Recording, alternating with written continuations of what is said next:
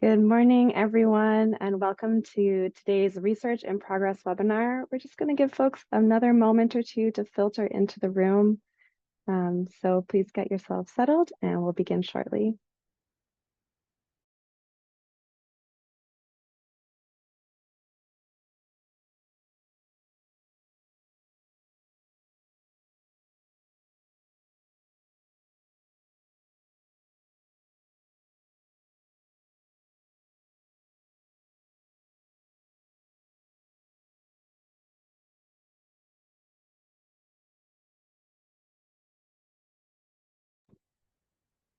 Okay, I think we are ready to go.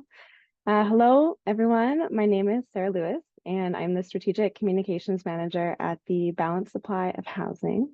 The Balanced Supply of Housing is a research node focused on addressing the need for the right supply of housing in Canada's urban centres of Toronto, Montreal, and Vancouver. We are housed at UBC's Peter A. Allard School of Law, led by Dr. Alexandra Flynn, and we're funded by SSHRC and CMHC. On behalf of BSH, I'm pleased to welcome you to today's Research in Progress webinar on Vancouver's growing CLT movement. We're excited to dive deeper into how Hogan's Alie Society and the Downtown Eastside CLT are pushing forward on ambitious projects to reclaim land and keep affordable housing accessible to the communities they work with here in Vancouver. Also, as many of you know, the annual CLT Summit just wrapped up last month in Halifax. Perhaps you were there. Building on that momentum and following the recent release of Dr. Kuni Kamizaki's landmark CLT policy paper published in partnership between the Balanced Supply of Housing and CNCLT, we'll hear from CNCLT's Network Director, Nat Pace, who will give us an inside look at the network's policy agenda for scaling community land trusts across Canada. Before we begin, a quick note that this session is being recorded and will be available on our website in the coming days. We are hosting today's webinar from the stolen territories of the Musqueam, Squamish, and Tsleil-Waututh Nations in so-called Vancouver. Indigenous people are disproportionately impacted by housing inequality as a direct result of colonial violence, and so we encourage you to consider where you live, work, and play, and how the land stewarded by Indigenous folks longer than written history plays an important role in your life. Before we begin, let me cover a few housekeeping items. Please use the Q&A function to submit your questions. We'll dedicate time at the end of the webinar for discussion with our presenters. You can also use the Q&A section if you have any technical issues, and we'll reach out directly to support you. To read along, you can enable live captioning by clicking the CC option below. You also have the option to translate captions into another language of your choice. And with that, let me get into our speakers for today. First, we'll hear from Nat Pace, who is the Network Director of the Canadian Network of Community Land Trusts, who is supporting the movement through technical help, knowledge sharing, and advocacy. Moonlighting in Montreal's comedy scene, Nat brings the same creativity, timing, and storytelling to CNCLT, making the work accessible, building relationships, and keeping the movement energized. Djaka Blais is the inaugural Executive Director of Hogan's Alie Society, a Vancouver-based nonprofit focused on advancing the social, political, economic, and cultural well-being of people of African descent through the delivery of inclusive housing, built spaces, and culturally informed programming. With over 21 years of experience in philanthropy, government, and grassroots mobilization, her work centers on shifting power, dismantling inequities, and ensuring that historically excluded communities don't just have a seat at the table, but that they shape the table itself. We'll also hear from the Downtown Eastside CLT, starting with Alie Lynch, who is the Research and Fund Development Lead at the Downtown Eastside Community Land Trust. She's been working for the Downtown Eastside CLT since its inception in 2022, helping the organization grow from an early concept into a fully established nonprofit. Alie is currently completing a master's degree in urban studies at Simon Fraser University and is supported by a SSHRC scholarship. And lastly, we'll hear from Andy Bond, who's the Executive Director of the Downtown Eastside Community Land Trust, bringing over 20 years of expertise in SRO acquisition, operation, and management. Since 1998, he has worked in the Downtown Eastside, beginning as a frontline worker where he supported tenants in the first 3 SRO hotels purchased by BC Housing. He's since been instrumental in the successful transition of several privately owned SRO hotels into the nonprofit and government sectors, ensuring their long-term affordability and significantly improving housing conditions for tenants. So with that, let me pass it off to Nat. Thanks so much, Sarah. Let me get my slides up here and get my timer started so I don't go over. Okay, so I was going to kick us off today with a little bit of an overview of the CLT movement in Canada, looking at the history of it, where we're at today, and as well as sharing some policy recommendations that have come out of a really interesting piece of research Sarah referenced by Dr. Kuni Kamazaki, longtime member of the CLT movement in Canada. This photo above is from our recent gathering last month in Halifax. Got some major cuties in the photo, especially we got some people that are members of the two CLTs we have speaking here on this panel with me today. So before I begin, I'll also just note that I'm calling in from Montreal, unceded lands of the Kanagahaga Nation. I'm in Montreal, is otherwise known as Djaka. And I'm happy to be here today and grateful that everyone has joined us. So I'm gonna go through. I'm gonna assume most people here might know a little thing about a little something about CLTs. So I'm not gonna do the whole 101. I'll get started just with a basic definition of community land trust that I've pulled directly from Kuni's report, which I've asked Garv if you could share it in the chat for folks to read it later. I have the link there. But basically a CLT is a nonprofit organization removing land from the speculative real estate market and instead stewarding it for the long term, stewarding it democratically for long-term community benefit. The most frequent community benefit is the provision of permanently affordable housing. And community land trusts are particularly in the interest of serving low-income and equity-deserving communities. Some of the key benefits that the paper lists include building pathways towards reparation, reconciliation, and racial justice. Lots to unpack there. I'll talk to that point a little bit more, but truly I don't have the time to get through all of these points. I do highly encourage people to read the report. Secondly, creating permanent affordability through community ownership and stewardship, preserving and turning at-risk affordable housing into community-owned homes. At-risk meaning, homes likely to be bought up by speculative real estate investors and whatnot. Taking perpetual responsibility for community land stewardship and asset management. So CLTs, as many of us know, aren't in the business of buying and selling land. Once they are stewarding the land, they're committed to the permanent stewardship of that property. They can enable diverse development towards community housing sector growth. We'll get into that a little bit more. And also CLTs can preserve publicly held assets for long-term community benefits. So that can get into the case that happens now and then when a CLT might be long-term leasing publicly owned lands and ensuring that it's they're being used for community serving benefits. And then lastly, CLTs do a lot to link housing with community development and democratic governance. Elements that aren't always present in all forms of nonprofit housing. I wanted to talk, the bulk of my presentation was to talk about the history of community land trusts, especially in Canada. So yeah, what I'm gonna present here is focused on Canada, but for those of you who don't know, the first community land trust came out of civil rights era organizing and was a creation of Black tenant farmers and organizers fighting against, rampant displacement in Southwest Georgia. So I do always like to pay credit that this is a Black-led, a Black invention. It's been continued to be taken up by Black communities, not always, but I think it's important we never lose sight of that history and in that grounding. In Canada, There's sort of three phases you'll look at for CLT history. And I'll get into all those, and I want to emphasize that it's not exactly linear. It's not like, phase one came in and phase two came in and replaced all of phase one, or that, in each iteration, the CLT was improved and what happened in the 80s was no good anymore or anything like that. It's non-linear.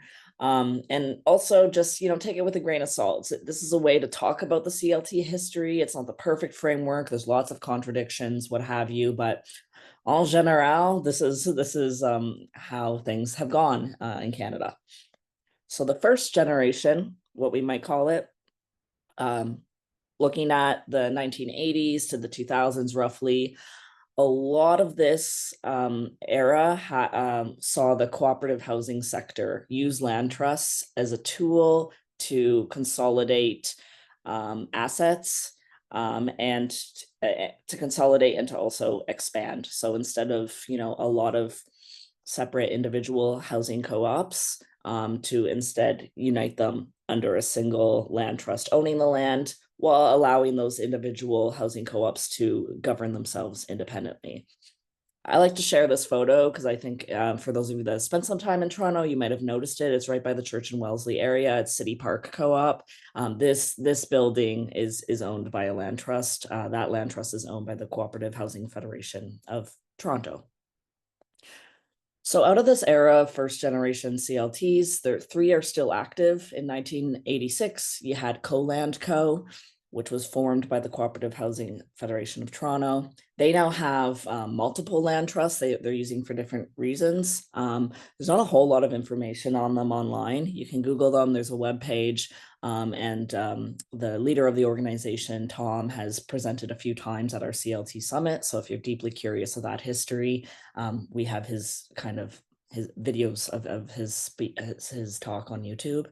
Then we had the Community Land Trust Foundation of BC, formed by the Cooperative Housing Federation of BC in 93. This is still active. This group has had a lot of growth, is one of the most active sort of players in our network. And then in 86, the Communauté Milton Park rallied. It was many different people rallying against the proposed redevelopment of the Milton Park neighborhood, which is right beside McGill. Through years and years and years of grassroots organizing, folks eventually did purchase multiple blocks in downtown Montreal and convert it to a community ownership model. The photo I had on the last slide here on the right is part of that struggle.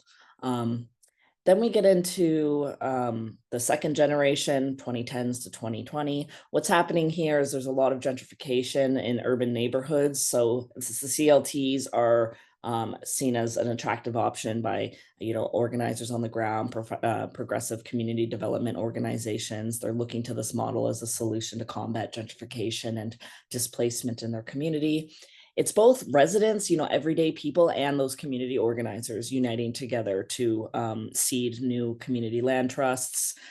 Some big names that have enjoyed a lot of success out of this time include the Parkdale Community Land Trust, Kensington Market Community Land Trust. And a big win, I guess, out of this era is really putting it on making the ongoing loss of affordable housing, existing privately owned affordable housing, a known issue amongst policymakers, and the advocacy for community-led preservation. I see my time here. I'm going way. I have 2 minutes. And then the third generation here really starts in 2020, post-COVID, housing prices kind of go wild. So you start to see community land trusts emerge in not just the urban areas, but also the rural and suburban. And what's you're seeing a difference, I think, here is you're seeing a much stronger emphasis on racial justice, reparations, and reconciliation. And I kind of like that because it's full circle right to the original roots of the CLT model, which I spoke to earlier as a Black-led solution to displacement. And maybe we can get into more of that at the question period. And lastly, I think a big thing that comes out of this era is in 2021, the Community Land Trust, the Canadian Network of Community Land Trust was incorporated after sort of ad hoc organizing for several years. And we've been able to provide a platform for CLTs of all generations to convene, to share knowledge, and to really build an agenda for what we want to see in the future. Current landscape, we got CLTs all over. There's kind of 4 hot spots, I'd say: Vancouver, Toronto, Montreal, Nova Scotia. All of this is on our website. You can check it out there. The broad numbers we can pull from the 2023 census, though I have to say lots of growth has happened since then. We discovered about 41 CLTs in Canada. We had responses from about 3/4 of those. A fair number of those had incorporated in just the past 3 years. About 1/3 of them owned property, so many new organizations. And at the time, there was about 10,000 homes, mostly cooperative homes, which is interesting. And several thousand more units were expected to come online in the following years. We're really excited to launch our next census. We're hoping to have another census in the next 1 to 2 years to capture a lot of the growth that's happened. And I just want to note that CLTs are not only stewarding housing, they also have interests in commercial properties, community gardens, cultural spaces, and so forth. Maybe I don't need to totally get into this because of time, just to know that there's different that the community land trust models, there's like the technical model that you could sketch out on a paper, but the way that CLTs get applied on the ground tends to be hyper localized and hyper adapted to suit its community needs. Some might say that's like a sign of a fissure within the movement. Others might say it shows the versatility of the model. So out of Cooney's paper that I've been heavily referencing throughout this talk, there were 8 policy recommendations to support the growth of community land trusts in Canada. The number 7 and 8 here speak to the community land trust, speak to the Canadian network of community land trusts. 1 through 6 are speaking more to government. I'll encourage you to check out the paper to read more, but the crux of it is Canada's housing problem, as we know, is a systemic one. So we're going to need systemic solutions that are looking to shift basically how we do things structurally. So there's a call here to prioritize long-term affordability when it comes to housing. A call to support BIPOC-led CLTs as acts of reparation and reconciliation, to streamline public acquisition support. So all across Canada, there's new housing acquisition programs coming online to allow nonprofits to purchase existing real estate and convert it into nonprofit housing. There's, as those are playing out, we're seeing some areas for improvement. For example, in number 4, a lot of these acquisition programs are structured as forgivable loans. You keep this affordable for 99 years and the loan is forgiven 1% per year. There's some problems with that, which Cooney discusses in his paper. There's a call for the transfer of public lands, and then there's a call for municipalities to directly support CLTs. Again, I've said it 500 times, can't encourage enough the reading of that paper. And I just want to end on the final thought here, which I touched on, that we need to address the root causes of what is causing this national housing disaster almost. And here at the network, our members, we do believe that we're providing a different approach to business as usual by directly addressing those underlying structural issues such as housing speculation, displacement. And I think this current moment is an interesting one for anybody that is interested in housing justice, reparative development, and so forth. I think that there is a lot of potential that CLTs are I don't want to say capitalizing on. There's a lot of potential for CLTs to transform our current housing system. So that was really just the iceberg sort of presentation. I wish I had more time, but hopefully we can get into it in the question and answer period. And next, I'll pass it to my colleague, the amazing Djaka Blais with Hogan's Alie Society. Thanks, Nat. I'm going to share my screen.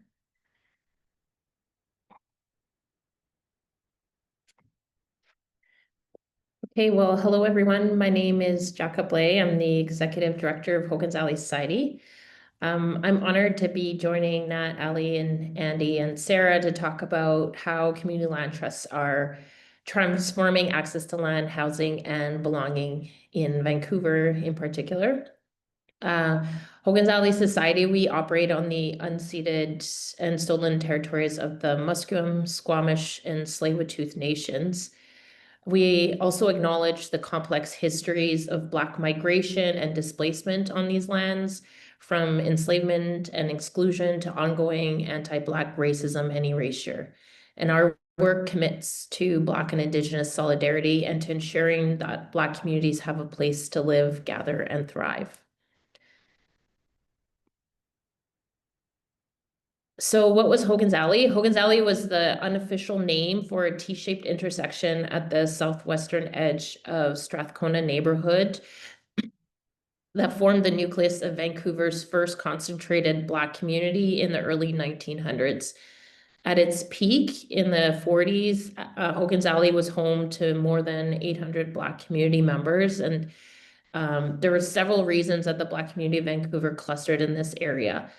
Prevalence of affordable housing, proximity to railroads where many Black men worked as sleeping car porters, and the restriction of racialized people from settling in other parts of the city due to institutionalized racism. From 1931 to 71, the city implemented a series of actions to encourage and pressure people to leave Hogan's Alie, including rezoning much of the area, surrounding area as industrial rather than residential, characterizing the neighborhood as undesirable and a health hazard, and ultimately a blight on the city that needed to be remedied. And this laid the foundation for moving forward with urban renewal policies, and in particular, the development of a multi-lane highway, which would cut through the area and also significantly impact Chinatown. So Vancouverites pushed back against the full highway plan, but the damage was already done for Hogan's Alie block, and the building of the Georgia and Dunsmuir viaducts had a significant impact on, community members moving away. In 2018, the city of Vancouver approved the Northeast Falls Creek Plan, which would remove the Georgia and Dunsmuir viaducts and redevelop the area to provide 6,500 new homes, space for jobs, and create 32 acres of parks and public space. The plan itself was actually the first municipal policy in North America to speak to cultural redress, committing to reconciliation with First Nations and cultural redress for Chinatown and Vancouver's Black community. Acknowledged displacement and designated the Hogan's Alie block for Black Cultural Center and Community Hub. The Hogan's Alie Working Group informed the plan and called for recognition of past harm, security of tenure, cultural and economic investment, and honoring the history of Vancouver's Black community. The initial plans for removal of the viaducts and redevelopment were actually initiated during Expo 86, with the plan to remove the viaducts 20 years later. So 2026 will be the 40th anniversary of the Expo, and we still have an empty parking lot in the middle of downtown Vancouver, in the middle of the housing crisis. The Hogan's Alie Society was formed in 2017 to continue negotiations with the city and fight for redress and ensure that Black voices were included in decisions about our community's future. Our mission is to advance the social, political, economic, and cultural well-being of people of African descent. And we do that through three key pillars. First one is developing affordable housing and community infrastructure for Black communities through our community land trust. Second one is operating culturally informed housing that centers belonging and care. And then the third is delivering community care and engagement, including research, advocacy, and cultural programs. Ultimately, we're working to rebuild a vibrant Black community hub in Vancouver that's connected to communities across the Lower Mainland. We've been developing and delivering services that consider the unique interests and needs of Black communities in Metro Vancouver. So this includes our housing support program, which supports individuals and families across Metro Vancouver experiencing housing insecurity.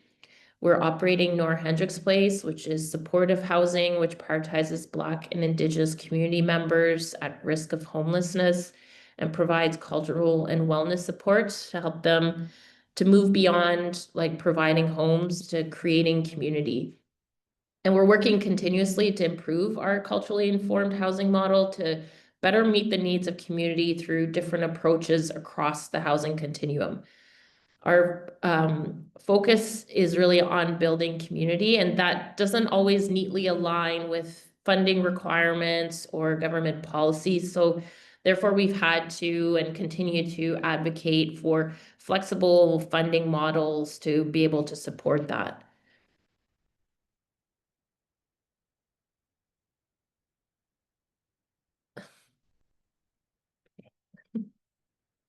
So while the Hogan's Alley block remains our like flagship project, we're expanding our impact through our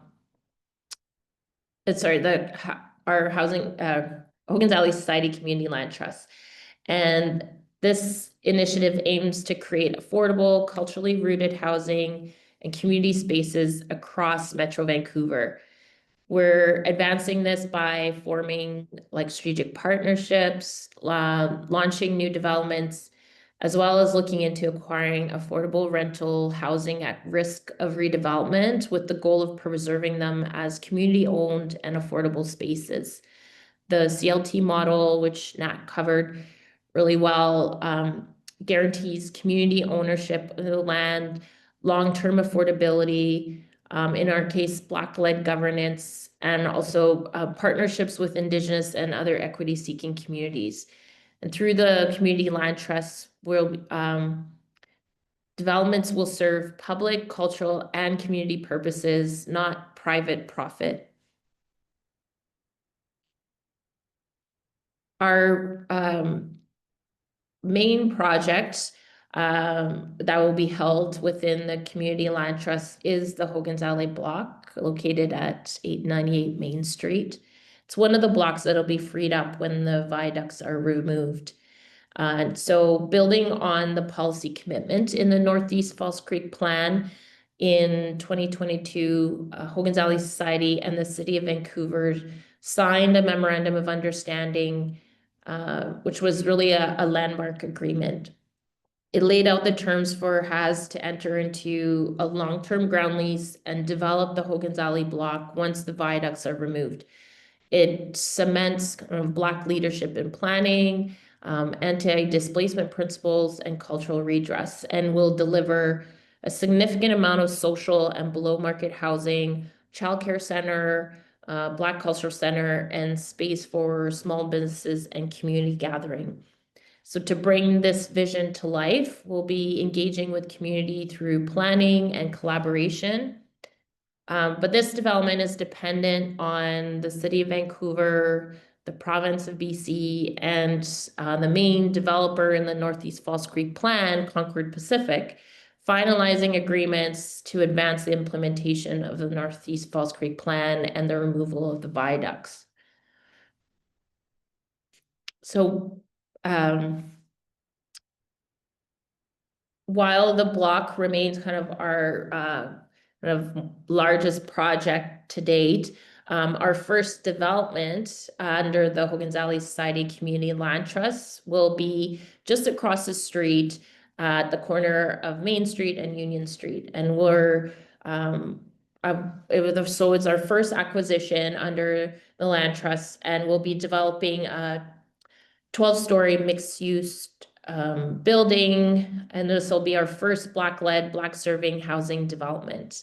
It'll include 109 rental homes with a mix of deep subsidy, rent geared to income, and below market rentals. We also included lock-off suites to facilitate multi-generational families.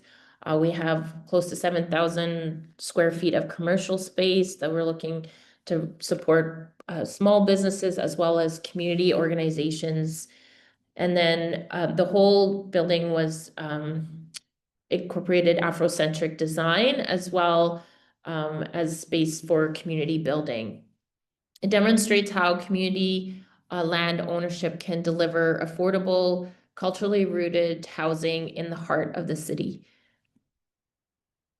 Because we're trying to go beyond units and really build community, we designed a rooftop amenity space, which includes a community kitchen and dining area, multi-purpose rooms for workshops, meetings, or celebrations, outdoor terrace and play space for children, a ceremonial gathering circle, and urban agriculture and pollinator gardens. And this will be programmed for both residents of the building and then community more broadly to be able to gather, grow, and heal together. These projects didn't happen in a vacuum. They're based on community-based research that we've conducted over the years. So one being our Housing Solutions Lab, which had two components, one looking at the quantitative lived experience of Black renters in Metro Vancouver, and spoke to a significant amount of anti-Black racism that they're experiencing in trying to acquire and retain housing. The quantitative component looked at the financialization of housing across Metro Vancouver and the impact that that's having on Black communities in particular, and found that Black renters were among the most highly rent burdened in the area, in some cases paying up to 70% of their before tax income on housing. We also have a housing needs and demand study, which looked at core housing needs in Black communities, and conducted a workshop with community members, including descendants of Hogan's Alie, to develop Afrocentric design guidelines that are going to be informing our designs moving forward. Some of the recommendations that came out of our research includes for government funding culturally appropriate housing and supporting Black-owned housing developments across the country, applying a racial equity lens in policy development and prioritizing Black communities in the national housing strategy with targeted funding and programs, in establishing centralized support system for renters that are facing discrimination and mandating data collection on anti-Black racism in housing. And then governments implementing standardized protocols for collecting and reporting race-based data across different parts of government. We're also collaborating to broaden our impact and develop partnerships. So we're collaborating on a new development at 450 Pacific Street with Entre Nous Femmes Housing Society, where we'll be operating a portion of the units for Black communities. And it's very exciting to share that that project has already started construction back in July. And then through Project Elevate, we're building Black leadership in construction and city building through advancing training, procurement, and business inclusion. And so together, these initiatives expand our community land trust models reach and ensuring that Black-led development becomes a permanent part of Vancouver's urban fabric. So yeah, I'd love to stay connected. Please reach out. You can sign up for a newsletter on our website, and I look forward to questions afterwards. So I'm going to stop sharing now and pass it over to Alie to share with us. Great. Yeah, thank you so much, Djaka. And yeah, very happy to be here with everyone today. Always love to hear what's happening in the CLT world, and especially focused on Vancouver. So let me share my screen here.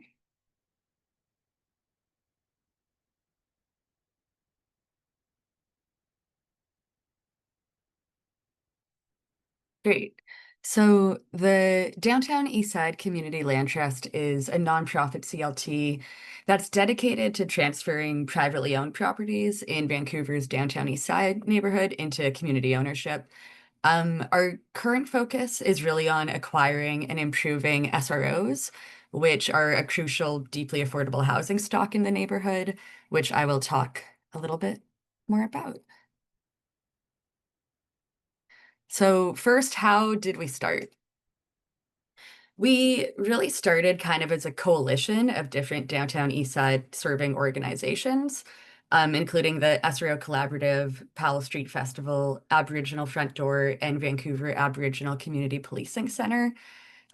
These groups really came together in 2020 to address issues related to like COVID, emergency preparedness, and mutual aid in the neighborhood.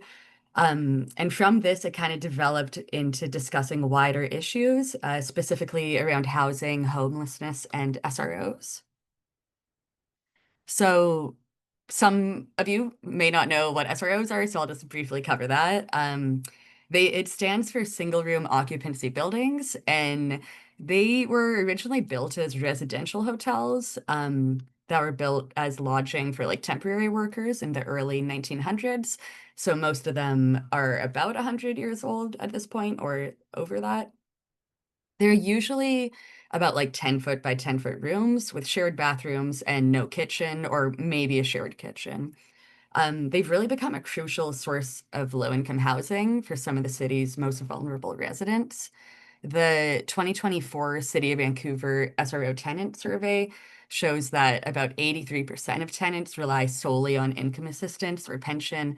86% have physical or mental health limitations. 40% have experienced homelessness. 85% have previously lived in institutional settings, and about 31% are Indigenous. So currently there are around 6,000 SRO units in the downtown east side, half of which are privately owned, half of which are government owned and nonprofit operated. And really the group was discussing kind of the privately owned portion of these units because they were just facing like a number of converging crises. Rents in the privately owned are just continuously rising. Currently, the average rent is around $700, which is far above the $500 shelter allowance allocated to people on income assistance. Many of these buildings are in really poor condition with infestations, poor heating and cooling ability, and non-working bathrooms and elevators. Many buildings have also been closed, usually due to fire or health issues, while others have just kind of been gentrified beyond what is affordable to tenants or to at least the previous tenants. So this leads to a lot of displacement, and often that displacement leads directly to homelessness, as many of the previous tenants are unable to find housing at that affordability level that they need.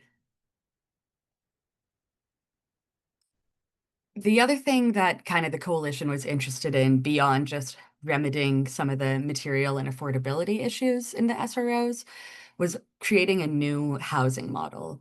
So most of the nonprofit operated SROs are supportive housing, which kind of features like 24-hour staffing and direct service delivery. And while a lot of tenants will like benefit from this model, other tenants kind of find it restrictive and don't necessarily need or want that level of support. So really the coalition kind of wanted to create an alternative that focused more on independent living, but still with kind of the security of deeply affordable rents. It's also really kind of largely based on a model designed by our community partners, the SRO Collaborative, where the tenants themselves lead different initiatives to improve their building, such as food programs, minor repairs, and harm reduction. So here's a picture from the SRO Collaborative of two tenants kind of putting together meal packages that would then later be dispensed out to their neighbors. So the first steps that the coalition kind of undertook to really get going as a more formalized entity was to hire myself as a researcher. I previously worked at the Social Policy and Research Council at BC, mostly on poverty reduction projects, and my background is kind of in planning and planning technician stuff. So my original tasks were to look into the feasibility of a CLT, as well really to apply for funding to kind of begin to build up the model and bring community into the process. So we were lucky enough to receive some large grants, including the CMHC Demonstration Initiative grant, as well as a multi-year grant from the Law Foundation in BC. And really, research grants were kind of our primary source of funding in the beginning. There wasn't much else from beginning to develop our ideas, and we really were kind of doing more exploratory work. So we relied pretty heavily on research grants. And this early funding allowed us to form our Elders Advisory Committee and Tenant Advisory Committee, which were just crucial to beginning to advance any of our ideas as they provided so much input and guidance. I also want to mention that forming these committees would not have been possible without the coalition's like already long-standing roots in the neighborhood. So we were kind of building off of already established trust and community connections. It wasn't starting from ground zero. We were kind of able to, yeah, build off the work that these organizations and these people had already been doing. So here's a picture of the very early version of our Elders and Tenants Committee. This is probably in, 2022, I'm gonna say. But a lot of the same people are actually still on it today. So our early work included kind of, discussing potential operating models with tenants and beginning to develop our decolonizing decision-making model and holistic housing approaches. Our decolonization work has mostly been led by our board chair, Norm Leach from the Statlium Nation. Really, this work is kind of looking at how to move away from colonized perspectives on housing, such as just keeping people in kind of their own isolated box separate from each other. And instead looking at how to kind of integrate Indigenous knowledge into our operations. Also, this work is like a huge cornerstone of everything we do. All our strategies, every piece of our operation, we kind of try to think through this lens a little bit, and it's very much still ongoing, ongoing today and likely ongoing forever. So I'll also talk about a really kind of crucial piece of work that we did early on, which was we developed a proposal for the provincial government, in which we asked for $100 million to purchase a portfolio of 8 buildings. It was during a time where the province had a surplus, so we were kind of like, why not? They did not fund our full proposal, but they did give us $2 million to continue capacity building work, which has been such a major factor in our organizational development and kind of ability to actually continue this work and have a little bit more substantial funding than continuing to try to find more piecemeal grants. So now I will pass it off to Andy to discuss more of our kind of current work. It's Alie. Hello, everyone. Glad to be here. So I was brought in about just a little bit over 2 years ago after this proposal that Alie just mentioned was drafted, and we did get operating dollars from the province to start operating and building up the infrastructure of the land trust.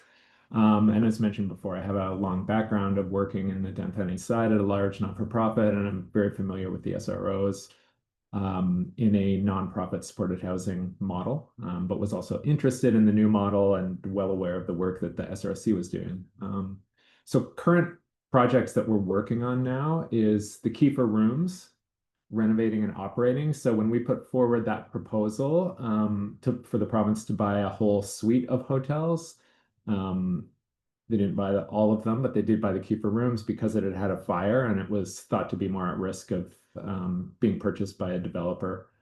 And so the tenants have been displaced, but our partner, the SRO Collaborative, had already been doing organizing work with the tenants in that building. So we're pretty familiar and connected with those tenants. And the province basically agreed that the Downtown Eastside Land Trust would be an operator of this project. We're still continuing to work on a path to ownership for Kiefer Rooms. I guess because we are a newer organization, the province was not comfortable with just handing over the asset, but we're still working on an agreement that after 2 years of operating it, we hopefully will have full ownership. And right now, finally, after some delays, the work is happening on that building. So we're now at a stage of biweekly meetings with Merrick Architecture and BC Housing on all aspects of the renovation of the building, and then we're able to include the tenants in most of those decisions. So they're being involved in both the physical layout, details around security, amenity spaces, as well as sort of the operations of the building, things like guest policies and yeah, just how everything will work in the building. So and the province and the architects are very open to that and really being great partners in allowing us to maybe take more time on some decisions, because we'll take it to our big elder tenant meeting and discuss everything and make sure that everyone's on board with the direction of the building. So another big piece of our work, because the Kiefer was purchased and then there's been a bit of a lag of them starting it, we really started to do a lot of work on the larger plan of acquiring at-risk SROs, which is a bit of a tough sell because the SROs are not the best living conditions. We all agree with that. I don't think there's anyone that disagrees that they should all be, torn down and rebuilt eventually. But as Alie mentioned, there's 6,000 units. That's going to take a lot of time. And our argument is that we need to secure this deeply affordable housing and keep it deeply affordable while the replacement strategy is happening. But it can sometimes make it a hard sell when we're advocating for these buildings that are always in the newspapers and always being shed in a negative light. And then on top of that, we really could see the lack of available funding. So there are great programs like the BC Rental Protection Fund, but unfortunately, those programs don't allow SRO purchases. There's really nothing at the federal level or at the city level. So we've been working on a few different reports. And Toronto has a great program called the Mura program that we've been trying to emulate and bring to our city here. But so far, we're still struggling with that. So working on grants and whatnot. And we do actually have a building that we're now close to buying. We got a Reaching Home grant and some other donations, and we've signed a purchase sale agreement. And yeah, so hopefully we'll be able to fully complete that, but we're feeling pretty positive about that right now. And so kind of the 2 years of work is starting to pay off on that. And it's a 23-unit building. I won't say too much until the deal is done because it's still active and live. And then another thing that we've been continuing to work on is our research. So like I said, the policy gap stuff, we have a CMHC funded project on how a municipal acquisition program could benefit SRO tenants. So doing a lot of work with Toronto and Parkdale and gathering information. Alie and them are also looking really broadly at programs all across the United States as well. And there are some things they actually do, I would say, better there in terms of acquisition funding for deeply affordable housing. So we're kind of going to bring all that forward and hopefully push for some policy changes. And then the decolonized housing, we have a partner or a grant, research grant with New Housing Alternatives. This is looking at how to access land-based activities that affect SRO tenants' sense of home.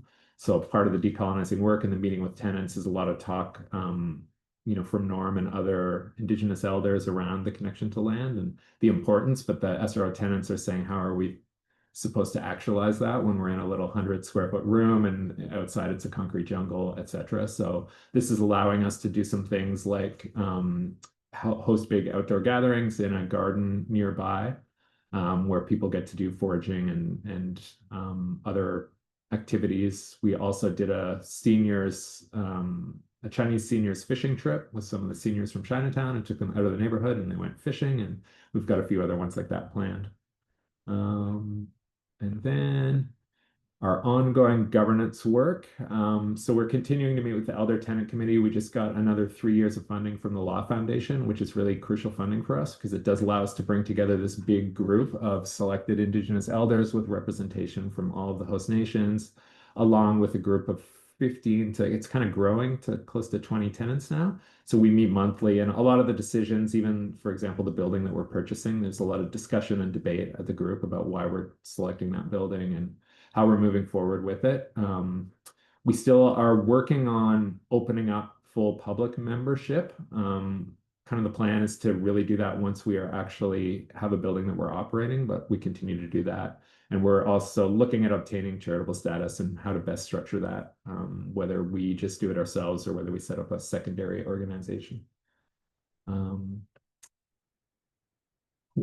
thing that we're not as good as others at is all of our social media and communications. So we are in the process of redoing our website. There's a link there to the old one. And other than that, yeah, we don't have a lot of social media presence yet. So we've still been a pretty small team, but we are in the process of hiring now. So that will be one of the first things on the list, is all of that. And my time is up. So thank you, everyone. Thank you so much, Andy, Alie, Djaka, Nat. Thank you for presenting, what's going on in your different organizations. It's always great to highlight our partners at the Balanced Supply of Housing. So we're grateful for you being here today. We've got a handful of questions for you. So let me just pull up the first ones that have come in. Someone has said, I think this is for you, Djaka. It's so exciting to see that the Main and Union project is getting started. The focus seems to be on building new housing. Does Hogan's Alie have any plans to acquire housing? Yes, yeah, we are. So right now, actually, we're just working out our kind of plan around our community land trust. And it includes different strategies. So part of it is new constructions, but it also, we are looking at acquiring existing affordable buildings that are at risk of displacement, particularly in communities across Metro Vancouver where we see a high concentration of Black community members. So that's what we're very niche market that we're looking at. But yeah, that's part of it. And then the other approach is partnerships with for inclusionary housing, or with developers, or with other nonprofit housing organizations. We have a follow-up question that I think fits in perfectly here. And Andy, Alie, feel free to jump in as well if you have input. Are there ways for people to get involved in donating or supporting Hogan's Alie or the Downtown Eastside CLT?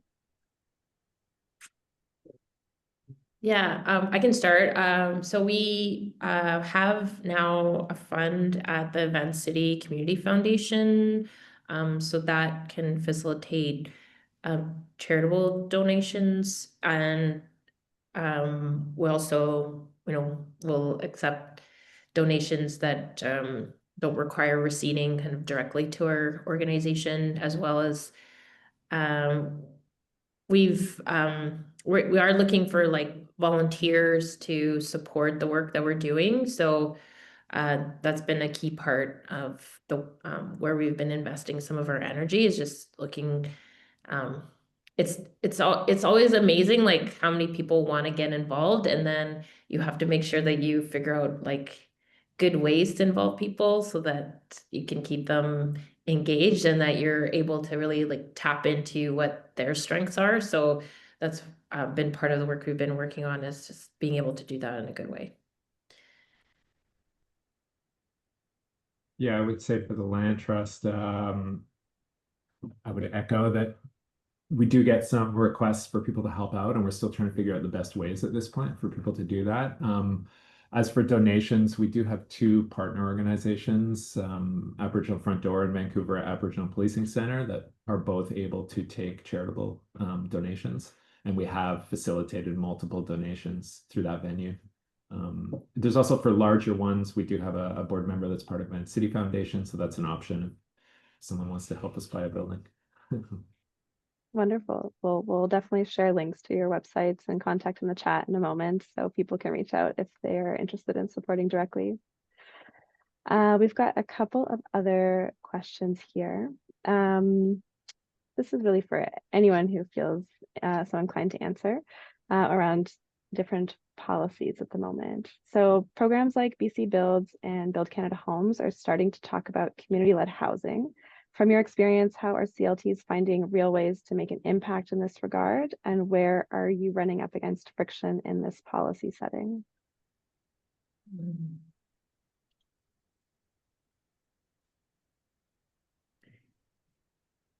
Do you want to start, Andy? I can say that I mean, we've been involved in some conversations around Canada Builds. So there's been a lot of, because we're so focused on acquisition, there's been a lot of talk about the Canada Rental Protection Fund. So we're trying to insert ourselves into a lot of those discussions, partly because I mentioned the BC Rental Protection Fund, which excludes SROs. So our main advocacy is around trying to ensure that the Canada Rental Protection Fund doesn't have that same exclusion. And as for Canada Builds, we've also had some conversations that we're continuing to have around another phase that we didn't really get into in the discussion is that we are looking at smaller prefab modular buildings to actually have a replacement plan for SROs that could be enacted fairly quickly. So that is a bigger piece that we're working on with other community partners around how to rapidly build about 25 buildings to get the economy of scale. So we're having those conversations. How, much traction we'll get is yet to be seen, but we'll try and remain hopeful. Anything to other, Djaka? I mean, I think the support for acquisition is like really important, especially for communities that have been historically underinvested in, and being able to secure the capital required to acquire, because we're in some cases, like lease and transfer arrangements are wonderful when you can get those, but those are not always possible. And so, being able to acquire is really key, and being able to provide the level of affordability that we want to be able to provide for our community isn't always possible through the programs that are available. And for example, like BC Builds is not set up to be able to provide that level of affordability that we were initially looking for our community. And so it needs to be like a multi-pronged approach and looking at different ways. But our having a targeted approach for communities that have experienced underinvestment, for several decades, specific, such as downtown Eastside, that and Hogan's Alie, like we need to have like a targeted approach that is not like having more flexibility in how policy is being implemented that will meet like needs within that community. Recognizing that, policies are often developed on a large scale, wanting to like support as many people as possible, but those targeted interventions are really what will meet like the most pressing needs in our community. We've got a follow-up question that I think will wrap us up perfectly here. Someone has said, incredible and inspiring work is being done at the Downtown Eastside CLT and Hogan's Alie. Do either of your organizations, and Nat, feel free to chip in if you've got some insight here as well. Do you have any advocacy or political asks of others in the CLT sector and or Vancouverites in general? Are there any opportunities you see where other local CLTs and folks can lift up your organizations and work?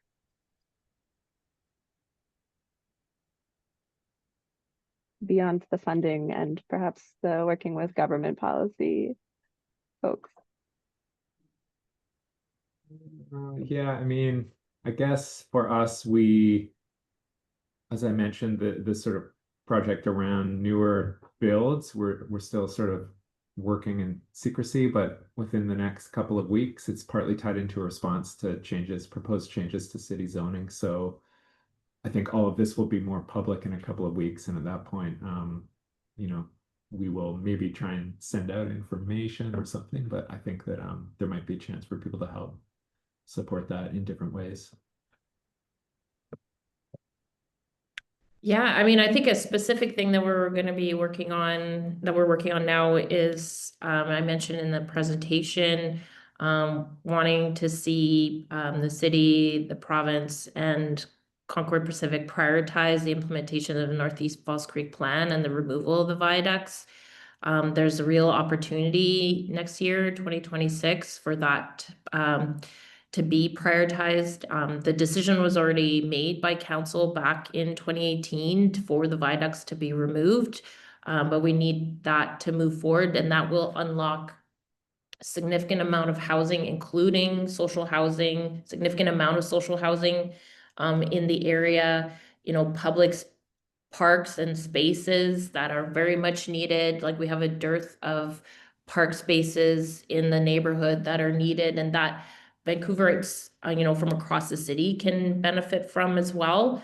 And so, as much as people have different views on the viaducts and wanting access to the roads downtown, moving forward with that plan and continuing to put pressure for that to be approved is really key at this point. And we're planning actually a community symposium in early December, so look out for that to discuss this further.